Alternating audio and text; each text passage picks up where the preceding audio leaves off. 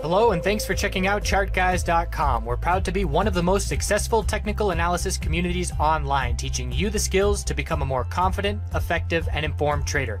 Join our community of hundreds of analysts worldwide working together to learn the charts, generate profit, and achieve financial independence. For access to daily live chart analysis and market coverage, a thriving chat community, along with dozens of hours of exclusive educational materials. We look forward to seeing you. Let's check out some charts. Hello everyone, hope you're well this weekend. So we had a wild end of the week with a lot of volatility thanks to more news out of Trump regarding the trade war and sanction or tariffs against China. So that's always headline risk that we now need to be aware of, and the technicals can absolutely go out the window to a degree with these, news events that the chart obviously cannot see coming. So that's a reason for me personally, to stay all cash at the end of the night. And that's completely avoiding any of this news and not being subject to significant changes in positions and perhaps, seeing losses get really big if I'm in positions that don't have stop losses, that obviously, or I should say that have stop losses, but obviously won't trigger if we see significant action during extended hours. So I'll give the analysis of what I would anticipate to play out from here during, with regard to normal patterns and what I've seen play out many, many times. But obviously the underlying factor is that the headline risk is for the bulls, meaning that it's more likely that we see bearish reaction to headline news over weekends and overnight, essentially. So that's where the risk stands. So if we do see further news, we're going to drop down. But one thing that I've mentioned a couple times about, the market potentially factoring in these tariffs at this point. The last two news releases we've had for tariffs, with China responding and then Trump re-responding.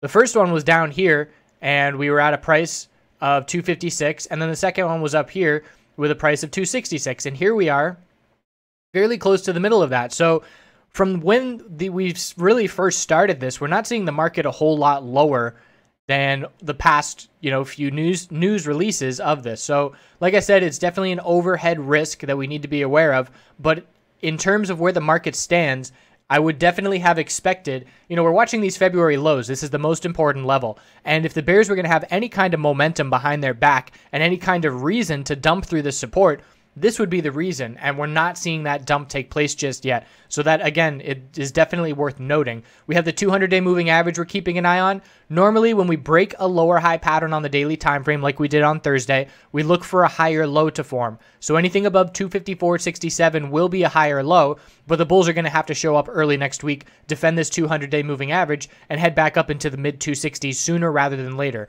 There was a lot of bearish volume on Friday. The bulls did buy the dip at the end of the day to give us a little bit of a lower wick. But again, we need to see this turnaround and this daily higher low. Otherwise, we are heading down to that February dump low. So the weekly time frame is shaping up to try and form an equilibrium pattern with our all-time high, our low of the pullback, lower high, and this is a higher low. On Friday, the candlestick was looking very bullish, and we were looking up to 270, and then the bulls lost all of the wind in their sails with that new Trump tariff talk, and we have a much weaker candlestick. So essentially where we stand, the 200-day moving average is the first important key level. The next must-hold level is 254.67, and if 254.67 breaks, the odds of breaking 251.91, the February low, will increase substantially. So that's the first benchmark that the bears have to take out in order to be looking to see the trend change on the weekly. And this would be the first major weekly lower high and lower low that we see here on SPY in a couple of years. I think 2015 was the last time we saw a notable move like that. So definitely notable if that level is lost. IWM is holding up much better. So again, we broke the lower highs on Thursday. Now we're looking for a higher low compared to 147.18 and a hold of the 200-day moving average, which held the February dump low. So pretty much the same setup as SPY.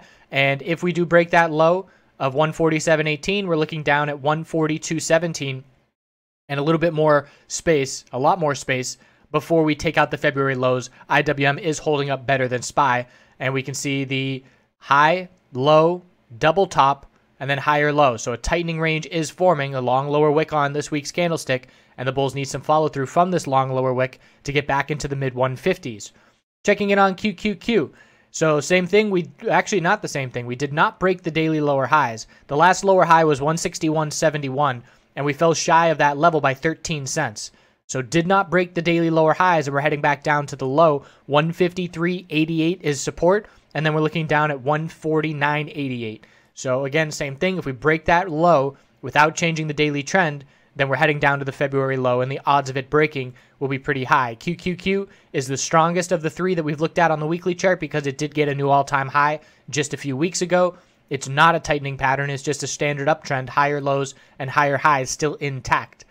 And that's why that February low is so important, because if we break that level, we lose the weekly uptrend. VIX.